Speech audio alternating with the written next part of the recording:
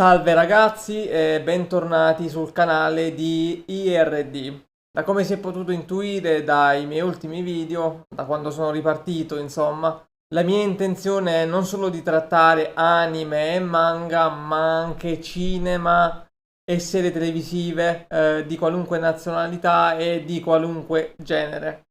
Oggi vorrei parlare per la seconda volta, anzi terza se contiamo anche uno shorts, di una serie coreana presente su Netflix intitolata Celebrity, diretta da Kim Chol-kyu e composta da 12 episodi. La serie è autoconclusiva, quindi non ha una seconda, una terza stagione per vedere lo sviluppo delle vicende. Tutto si conclude in un'unica tranche di puntate. Benché io non possa escludere un rinnovo che prosegua le vicende, ma lo trovo francamente improbabile, vista la natura del finale. Ho finito di vederla ieri e devo dire che questa serie mi ha veramente appassionato. L'ho trovata davvero ben fatta, benché abbia certamente i suoi difettini, e spero venga vista da più persone possibili. Dividerò il video in due parti, una parte breve in cui spiegherò a grandi linee di cosa parla per chi non l'ha vista e poi tratterò la sezione spoiler, quindi siete avvisati se non l'avete ancora vista. La serie si apre con questa ragazza chiamata Soari, interpretata da una bravissima Park Kyu-young, non so se ho pronunciato bene il nome. Lei peraltro è la stessa attrice che ha interpretato in quell'altra serie coreana su Netflix, cioè Sweet Home, la ragazza quella che ha la mazza da baseball e che suona la chitarra. Lei praticamente, questa Soari, è un influencer di successo che ha avuto più di 1 milione di follower sul social di Instagram nel mondo della moda. Famosissima quindi nel fashion e con un ruolo di punta nel ruolo di influencer nella vendita di vestiario di marca. Questa Soirée praticamente fa questa live in cui fa rivelazioni sconcertanti e mette in subbuglio un'altra serie di influencer su Instagram, delle ragazze che sono preoccupatissime per quello che dirà Soirée e oltretutto sono stupite dal vederla in live per un motivo che verrà svelato alla fine del primo episodio. Quindi questa Soirée inizia un racconto dove spiega come è diventata famosa, il mondo che la circonda e tutti i lati oscuri di questo mondo. Così insomma parte un flashback in cui vediamo Soirée quando ancora non era neanche entrata nel mondo dei social. Lei praticamente fa la venditrice porta a porta e rincontra questa amica Minè che praticamente adesso fa la influencer e insomma fa una bella vita anche. Questa Minè appena la vede impazzisce: "Ah, Sori, quanto tempo, come stai?" Questa Minè è convinta che Soirée sia ricca, perché infatti Soirée quando era più piccola era molto benestante per via del padre, che aveva un grande business nel commercio dell'abbigliamento. Tuttavia, a un certo punto il padre è andato in bancarotta, è venuto peraltro a mancare, e loro, Soirée e la sua famiglia, vivono modestamente. Però sono molto indebitati e lei fa la venditrice porta a porta di cosmetici tipo Avon, insomma. Questa Minè, insomma, la invita ad un galà solo per persone benestanti e in quel mondo, credendo che lei sia ricca. Quindi l'intenzione di questa Minè è sfruttare Soirée per avere ancora più popolarità e per avere ancora più entrate. Soari non vorrebbe andarci anche perché a lei non piace nascondere questo fatto che in realtà non è più ricca. Però l'amica e la madre la convincono ad andarci. La madre di Soari e l'amica peraltro sono appassionatissime di capi di abbigliamento e peraltro seguono gli influencer su Instagram. Insomma, la convincono ad andare e la madre le dà un vestito che appartiene ad una cliente perché lei praticamente ha questo locale in cui fa da tintoria per vestiti di altissima classe e quindi gliene dà uno di una cliente, un vestito tra l'altro costosissimo, glielo fa mettere, dice vai lì, non ti preoccupare, così fai una bella figura. Soari non vorrebbe, ma ci va. E che cosa succede? Che a questo galà praticamente arriva un'altra influencer che litiga con questa Minè perché Minè con altre persone l'avrebbe sputtanata online e le ha distrutto praticamente la sua carriera da influencer. Soari interviene e le finisce addosso del vino. Quindi il vestito viene sporcato in maniera irreversibile e la madre è costretta a scusarsi con questa cliente che è una donna ricchissima che ha come cognata una famosa influencer che peraltro fa parte del gruppo di Minè. Questa donna in realtà quando scopre del vestito non fa niente e addirittura non vuole essere ripagato il vestito nonostante Soirée si fosse proposta di ripagarglielo a rate, lavorando duro. Così tra questa donna e Soirée inizia un legame che sarà molto importante per le vicende. Intanto questa Minè scopre che Soari non è più ricca e nel momento in cui lo scopre mostra la sua vera natura, quindi una persona molto falsa che guarda le persone dall'alto al basso e rompe con Soari, dopo peraltro averla umiliata insieme al suo club di influencer. Qui peraltro si vede tutta la falsità di queste ragazze che nelle loro dirette fanno tutte le persone comprensive, ma poi nella realtà guardano tutti dall'alto al basso e praticamente si nutrono dell'invidia delle altre persone e vivono solo di apparenze.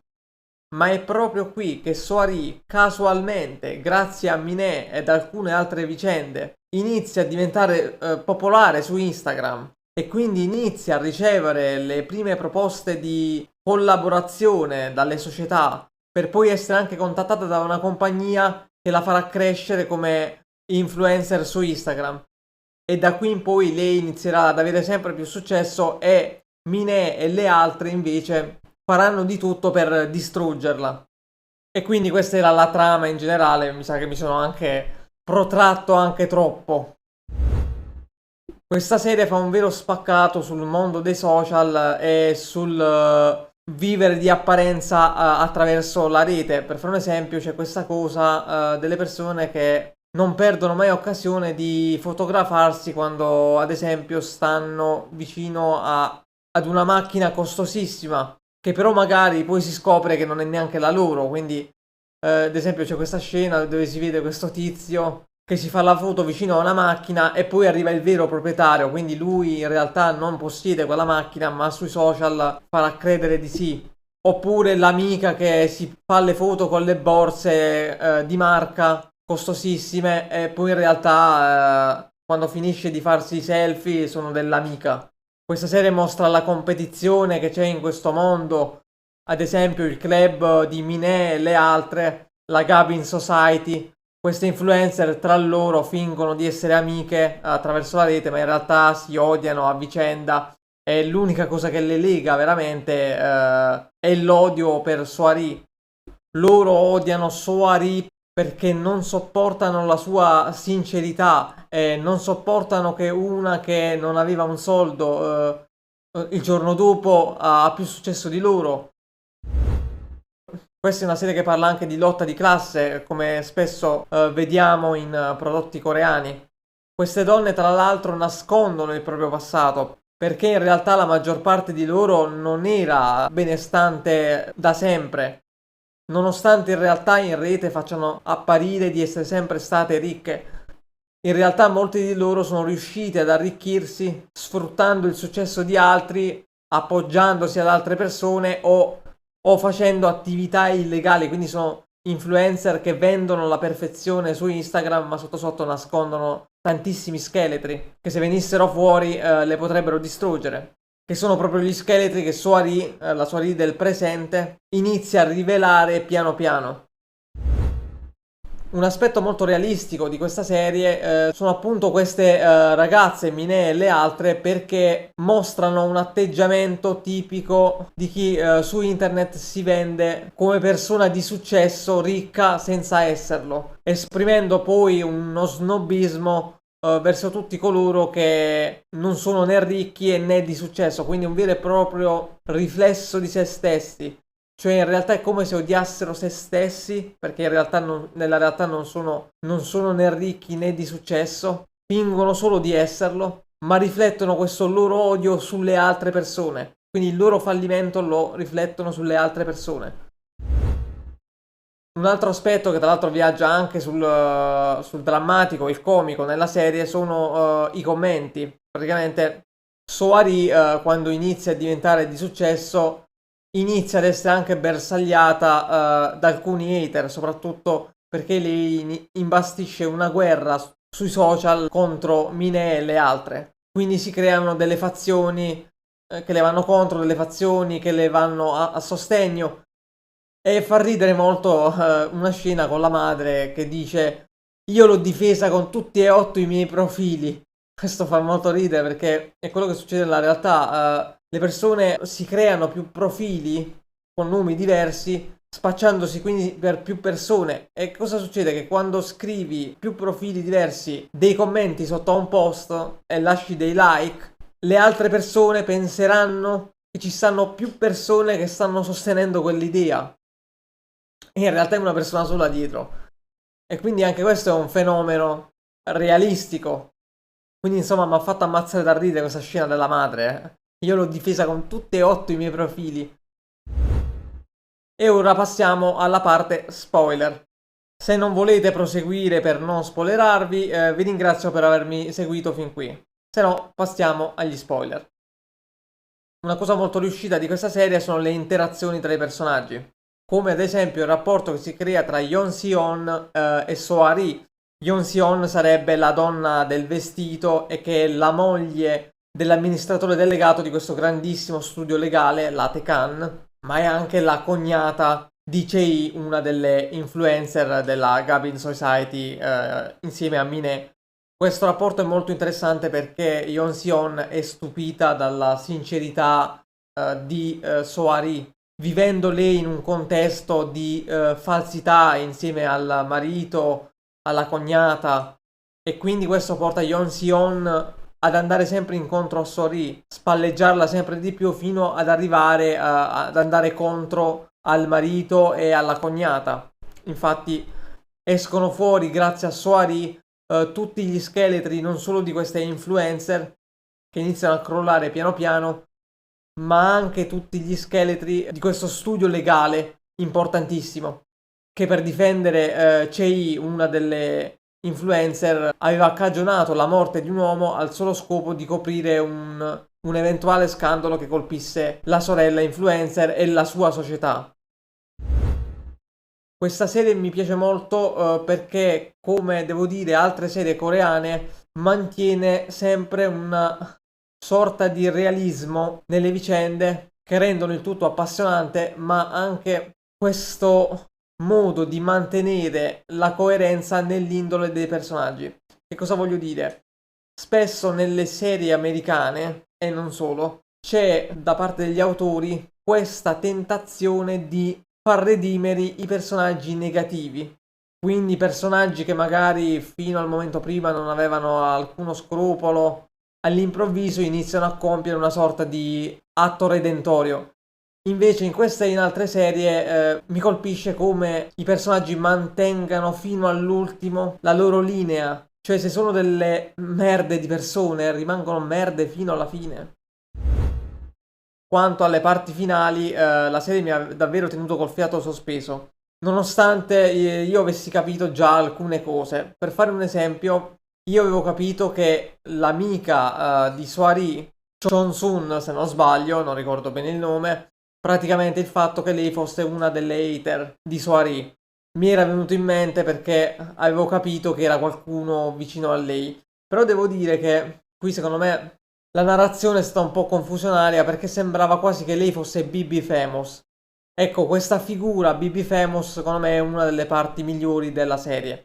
Questo BB Famous che è un account su Instagram privo di qualunque informazione che faccia ricondurre al suo sesso, alla sua età, alla sua provenienza. E questo BB Famous aiuta So-ri inizialmente a colpire le sue rivali, diciamo le sue rivali. e le dà dei preziosi consigli su come ottenere più successo, finché poi le si rivolta contro. Quando però si scopre che l'amica è una delle hater, non lo so, forse è stata fatta volutamente confusione, ma sembrava come se si fosse scoperto chi fosse Bibi Famous, cioè che l'amica sua fosse Bibi Famous. In realtà no.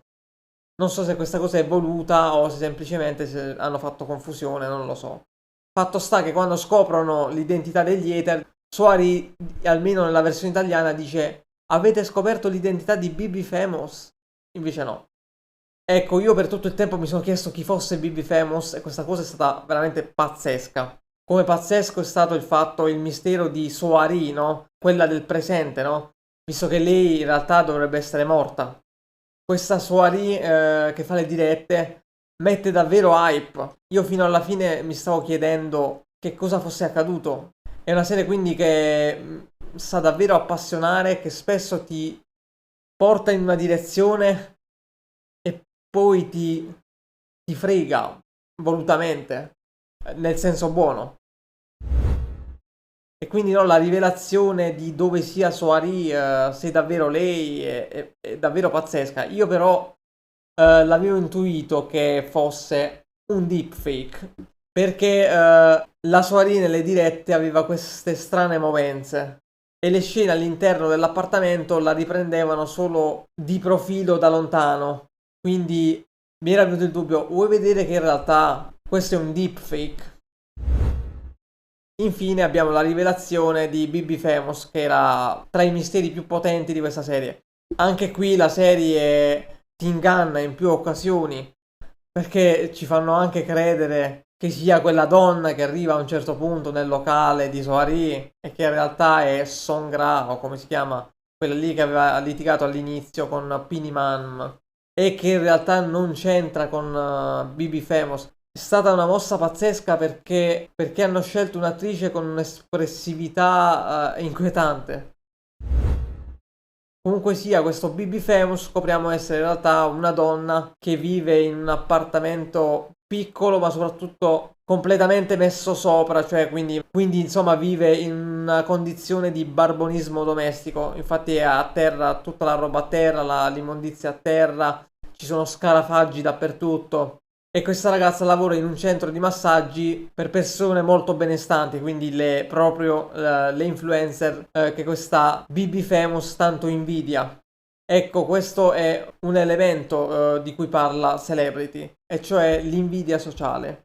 Questa ragazza infatti rappresenta il pubblico, quel pubblico che invidia le persone che vede su internet, gli influencer che vede su internet, e soffre nel vedere persone che si vantano delle proprie ricchezze, si vantano di cose molto desiderate e che questo pubblico vorrebbe avere, ma finisce per soffrire perché conscio di non poter avere mai quelle cose in tutta la vita. Questo porta spesso le persone a soffrire, ma porta anche a sfogare la propria rabbia nella rete, sfruttando l'anonimato, facendo dell'hating il proprio scopo di vita. Ci sono davvero persone che si svegliano la mattina al solo scopo di scrivere cattiverie contro le altre persone, magari anche contro uno specifico personaggio pubblico. Ci sono persone che sono davvero fuori di testa in questo senso. E quindi Bibi Famous passa la vita a invidiare, a sognare quella vita, ma anche a disprezzare queste persone. Questo lo vedremo in questa scena finale abbastanza emozionante, quando Soari arriva faccia a faccia con Bibi Famous e lei alla fine esplode in un discorso generale contro le persone benestanti che vantano le proprie ricchezze, i propri benefici, i propri lussi su internet, creando disagio verso chi queste cose non se le può permettere. In questo senso rientra anche l'amica di Soari, che a un certo punto inizia a scrivere messaggi d'odio non solo contro le nemiche di Soari, ma a un certo punto anche contro Soari, perché lei stessa era diventata invidiosa dell'amica. Perché poi alla fine magari anche chi è umile sotto sotto certe cose le desidera, che sia il lusso o la semplice popolarità. Persino Soari, che ha un animo buono e non è una persona snob, riconosce in fondo di bramare il successo e di ottenere così anche un certo rispetto. Ah, un altro elemento davvero riuscito è la colonna sonora realizzata da Kim Chun-sok e Chun Serin, e il duo che ha realizzato la bellissima colonna sonora di The Glory. E anche qui secondo me hanno fatto un lavorone. Ovviamente la serie ha anche alcuni difetti, ha ad esempio alcuni difetti registici, tipo diversi scavallamenti di campo, questo tra l'altro l'avevo già accennato nel video precedente. Poi ci sono delle cosette che non sono chiarissime, ad esempio quando la società di Han Chun-kyon trova le prove contro la Tekan, diciamo che sono stati un po' vaghi perché non hanno spiegato come hanno trovato queste prove, dove le hanno trovate, su cosa si basano, insomma.